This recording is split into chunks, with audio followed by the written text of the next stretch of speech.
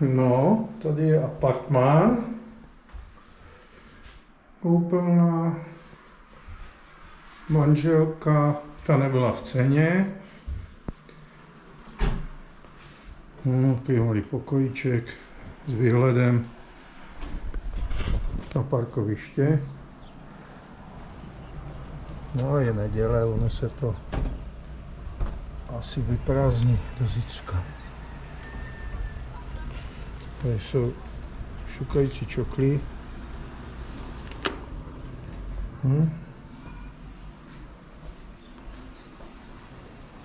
Ložnička.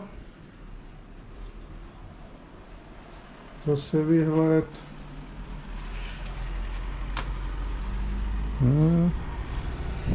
Pěkné, pěkné.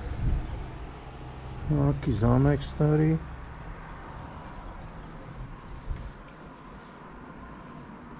Takže jsme dorazili a vyrážíme na okolí podívat se, jak to tu vypadá. Maminko, zamávej. Ahoj, pojď na pivečko. Do výžedu.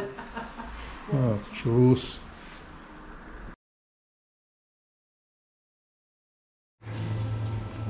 Dnešní oběd, jo? Taky. Ale vidíš v Polsku ty oblohy, Jerichu? V Polsku ty oblohy, jak mají? Půl talíře. A jak to je? Polavel říkal, že to se nedělá.